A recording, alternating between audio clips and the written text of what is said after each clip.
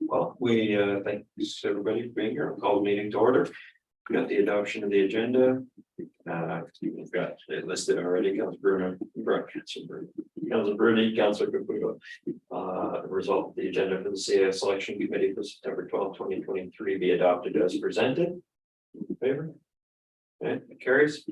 CAO stakeholder survey. This was the email from Belton Dax with the 5 questions listed.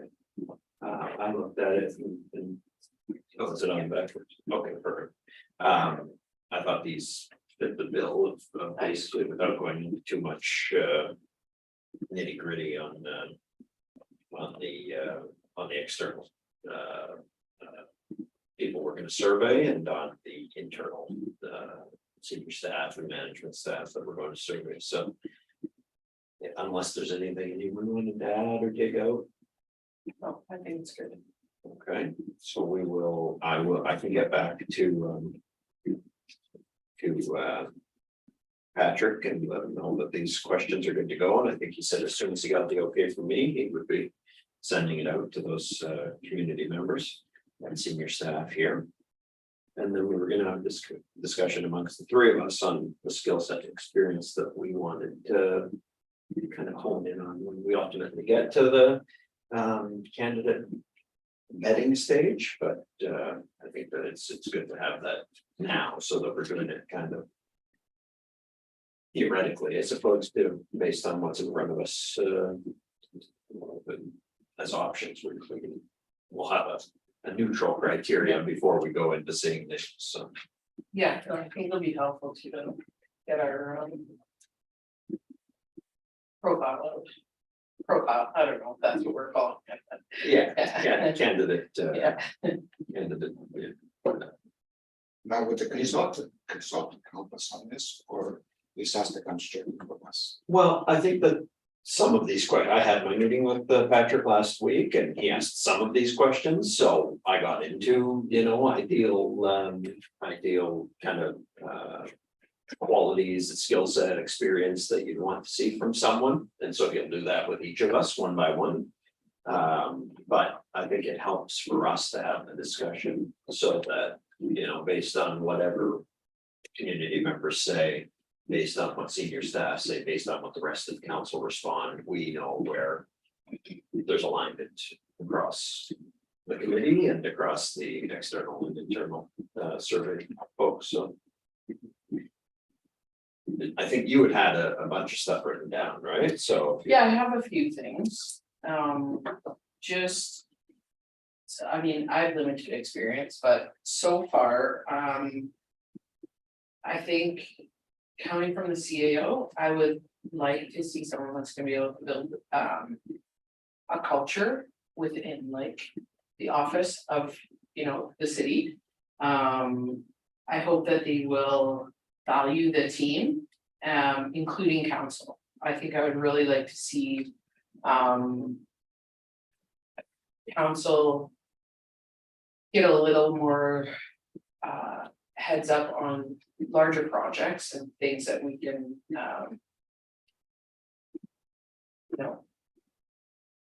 bigger things that we have to do. I hope that they can build trust and community among our working partners. I think and this isn't specific to Malcolm, but I want to ensure that we're not siloing ourselves or like other agencies that we're working with. And then one thing that I think is really important, I'd like to see them have the ability to work in the corporation while also working on the corporation. Having that municipal governance and those types of things, but also having kind of like a business and growth mindset in order to make improvements and necessary changes. So that's kind of my main list. I don't know what you guys have. I just have a couple. I want a decision maker. Sometimes our decisions are to the positive, and or lacking of decision. Obviously, leadership's important. Someone that is a team builder, bringing everybody together, not just here, City Hall, but Public Works. Every other department, and one that works with all partners. Not, again, not just strictly here, but all the other boards, agencies, etc. I'd like to see our CEO a little bit more visible than the past, but still, I don't believe he's the spokesperson. I think the mayor is still the spokesperson, but to be more visible, I feel important. And not a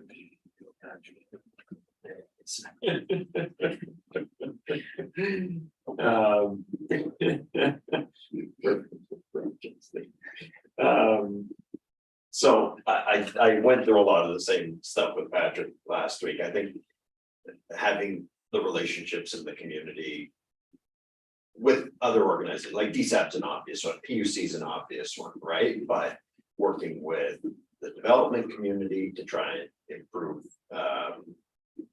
facilitate perhaps the push for residential and commercial construction in town, seeing where council's priorities are early in the term and making sure that that gets implemented throughout the term is, I think, one of the key qualities for a CAO. You want someone who has vision, but the vision really comes from the mayor and council's, campaigns that they run and what ultimately kind of gets mashed up amongst all follow through on the visions. That's right. Council. That's right. Have the leadership to be able to implement that Yeah. within the organization as opposed to, you don't want someone that's got their own agenda separate from the council's views.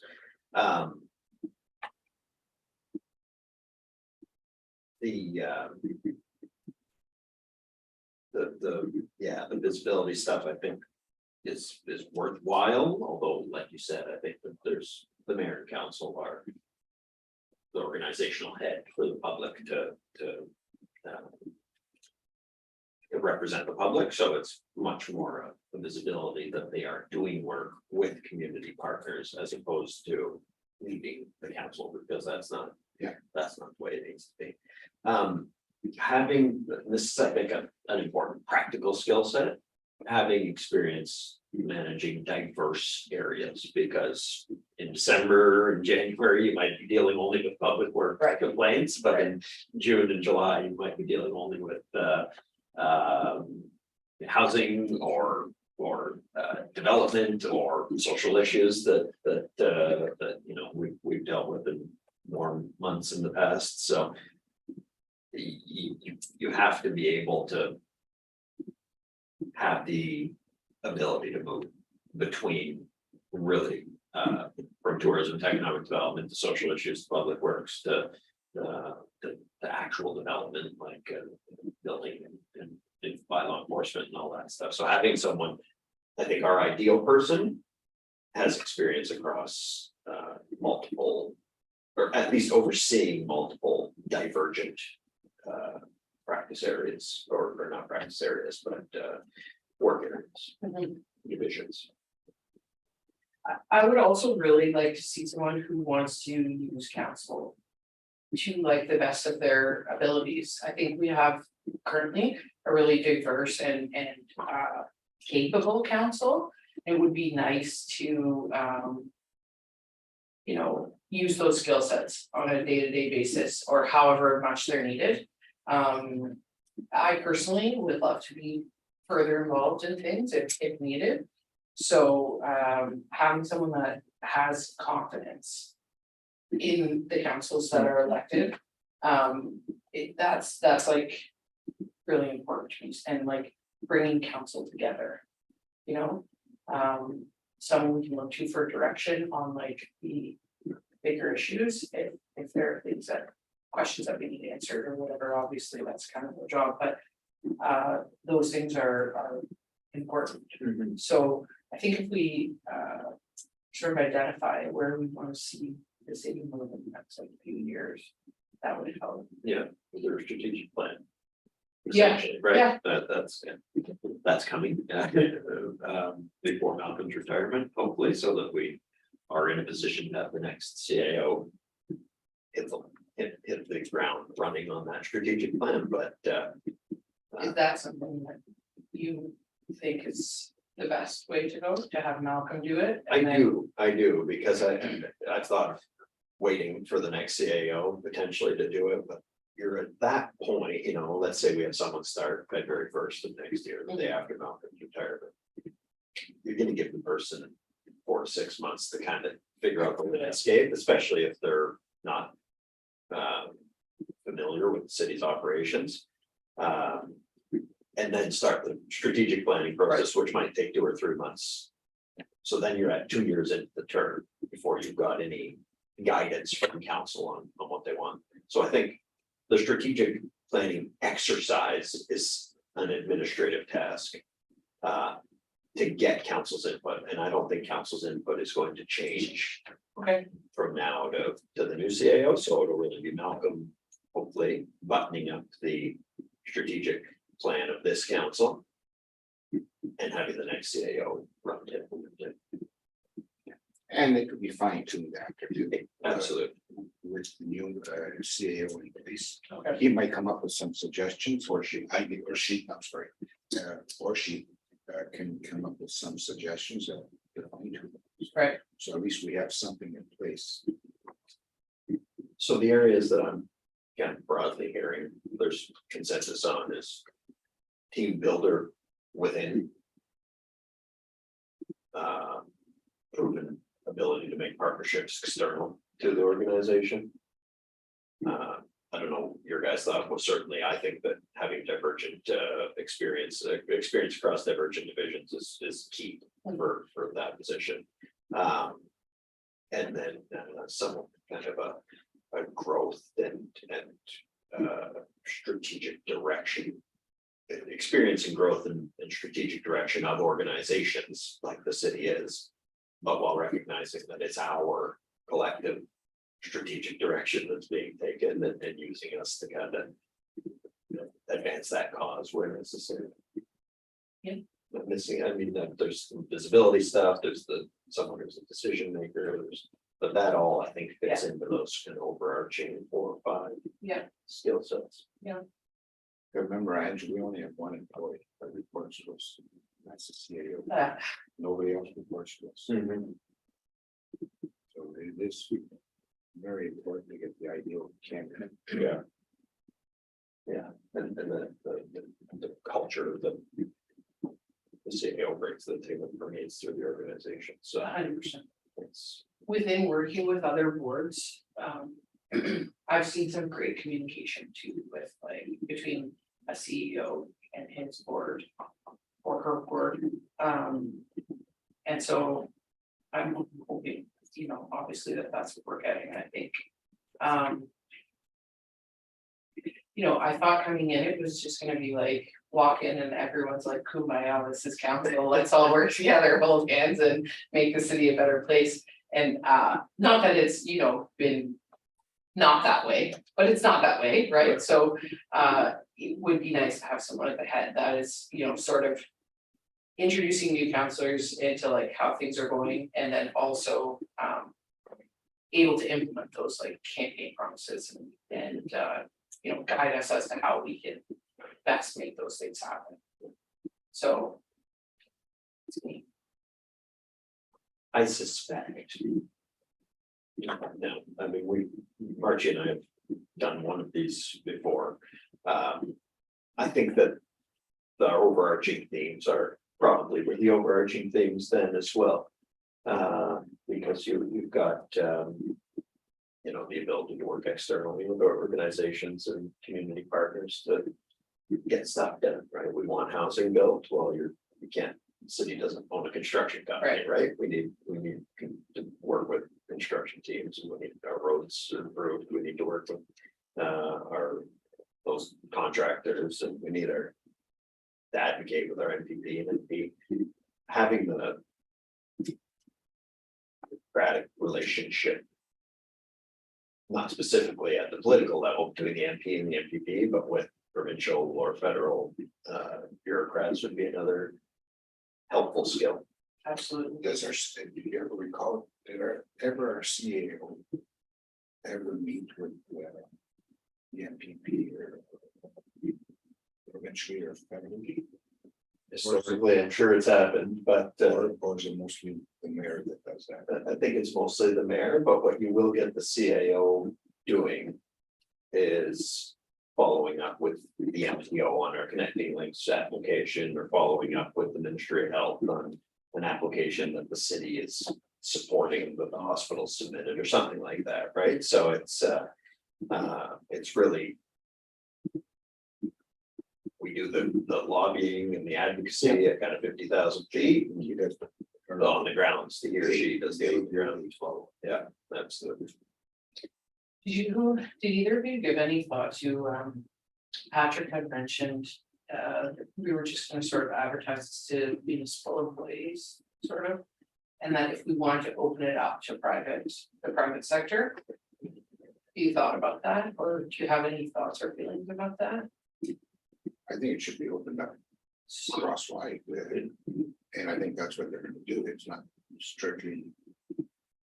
What I took from his comment there was that they have a lot of relationships within municipalities that they will send this to and say, hey, are you interested in this, or is this an opportunity that you might consider? But the posting will be across Canada. Yeah, really. But he's on the gonna internet. concentrate more provincially Right, than across the country, but he is gonna send it out across the country. That's what I Yeah, interpreted that as. but he said most applicants will be from Ontario. Ontario, Mhm. yeah, but do we have any, like, is there an interest for them to target any like private sector folks?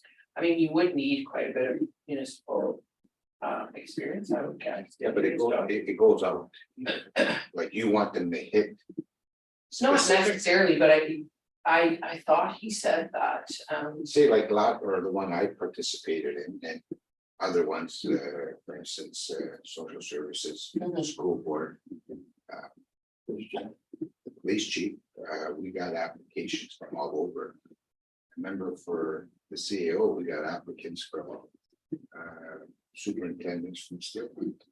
okay, So it's up to the individual. Yeah. If they want to apply. okay, I mean, it's gonna be out there. okay, I thought maybe I misunderstood that, but. Yeah, no, I remember, I think my recollection is we had about 100 applicants on the long list in 2015. Yeah.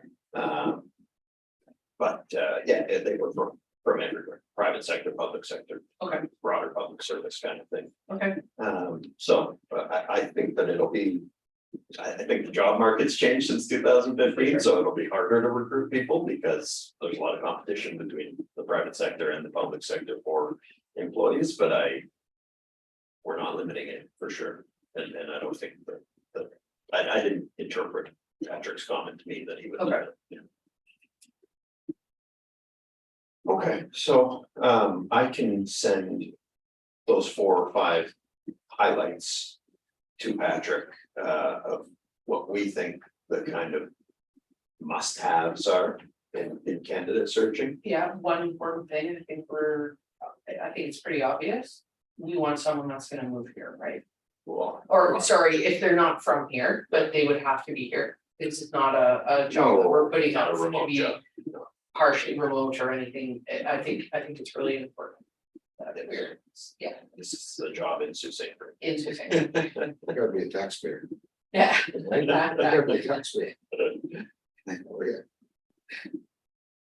Okay, yeah, I think that's a good list. Yeah, I'll send that and I'll tell them that we've approved the 5 survey questions, and we'll reconvene once he sent the survey out and he's got all the answers. Which will probably be 10 days, I would think, 12 days, something like that. Yeah, good, yeah. Okay, Yeah, it's getting exciting. perfect. So we will, unless there's any new business. Well, a motion to adjourn. Councilor Pluto mover, Councilor Bruni seconder,